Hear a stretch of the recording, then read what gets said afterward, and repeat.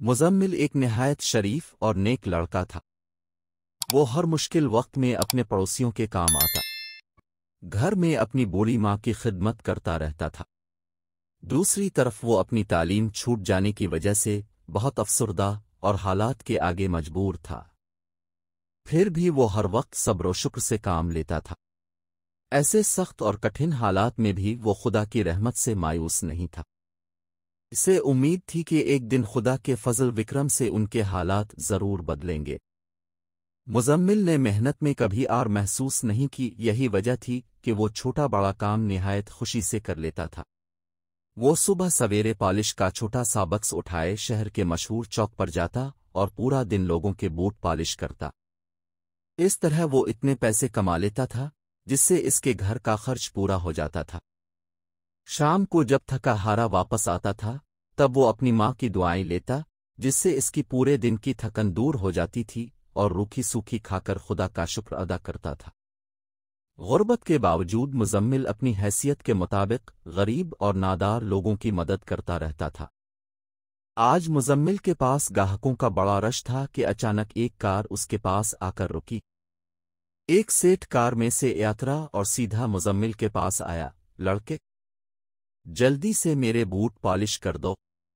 مزمل نے بھی جلدی اس کے بوٹ چمکا دیے تو سیٹھ نے بٹوے میں سے رقم نکال کر رمزل کو ہاتھ میں دینے کے بجائے نیچے زمین پر پھینک دی اور بڑے غرور سے بولا، لڑکے، الفاتحہ، اپنی مزدوری۔ زمین سے الفاتحہ اور مزمل کو دیتے ہوئے کہا، بیٹا تم نے مجھے غلطی کا احساس دلایا، اس لیے میں تمہارا شکر گزار ہوں اور اپنے اس رویے کی معافی مانگتا ہوں۔ مجھے امید ہے کہ خدا بھی مجھے معاف کر دے گا۔ میں اب کبھی غرور اور تکبر نہیں کروں گا۔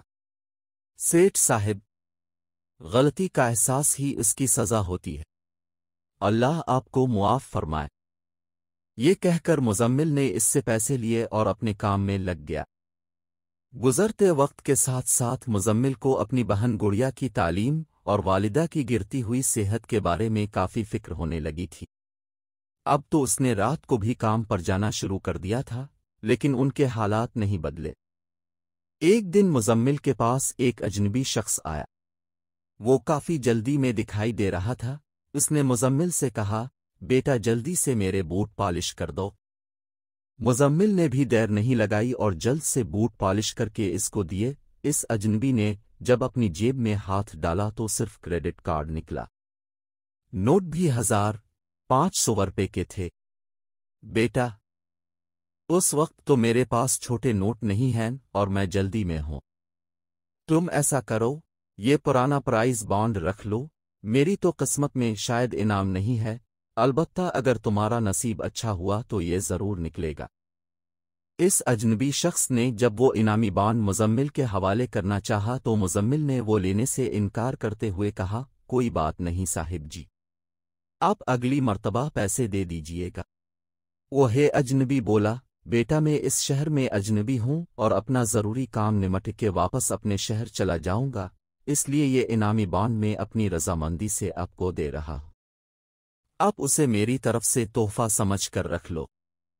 اس اجنبی کے بے حد اصرار مزمل نے وہ پرائز بانڈ اپنے پاس رکھ لیا اور تھوڑی دیر بعد وہ اجنبی بھیڑ میں کہیں غائب ہو گیا۔ وقت تیزی سے گزرتا گیا۔ ایک دن مزمل حسب معمول اپنے کام میں مصروف تھا کہ ایک اخبار فروش کی آواز اس کے کانوں سے ٹکرائی، انعامی بانڈ کا رزلٹ آ گیا۔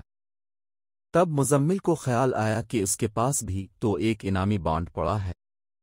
اس نے وہ انعامی بانڈ اپنے پالش والے بکس سے نکالا اور اخبار فروش سے کہا، بھائی، مہربانی کر کے یہ میرا نمبر چیک کر کے دو۔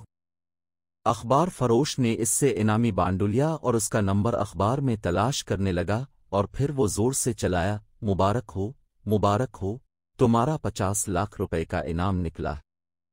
یہ سنتے ہی مزمل کا چہرہ خوشی سے کھل اٹھا۔ اس نے خدا کا شکر ادا کیا۔ وہ سیدھا اپنے گھر آ گیا۔ جب اپنی امی اور بہن کو یہ خوش خبری سنائی تو وہ بھی بہت خوش ہوئیں۔ آج مزمل کا شمار شہر کے چند مالدار لوگوں میں ہوتا ہے۔ اس نے جوتے بنانے کی فیکٹری قائم کر لی تھی جہاں سے پورے ملک میں مال بھیجا جاتا تھا۔ اس کی والدہ کا علاج شہر کے ایک اچھے ہسپتال میں ہو رہا تھا۔ اس کی بہن گڑیا اعلیٰ تعلیم حاصل کر کے ایک فلاحی اسپتال میں بطور ڈاکٹر کام کر رہی تھی۔ مزمل نے بھی گریجویشن کر لیا تھا۔ گاڑی، بنگلہ، نوکر چاکر، غرض خدا نے اسے ہر نعمت سے نوازا تھا۔ مزمل نے شادی بھی کر لی اور اب اپنی زندگی فلاحی کاموں کے لیے وقف کر رکھی تھی۔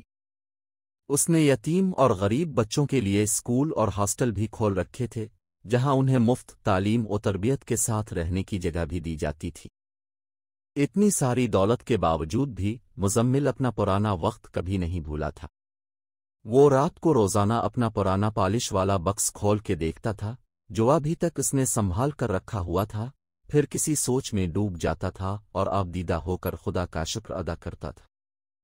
ایک دن اس کی بیوی نے پوچھ ہی لیا تو اس نے جواب دیا، بیگم، انسان کو اپنی حیثیت کبھی نہیں بھولنی چاہیے۔ میں اس پالش کے بکس میں اپنی غربت یاد کرتا ہوں تاکہ دولت کے نشے میں کہیں مغرور نہ ہو جاؤں۔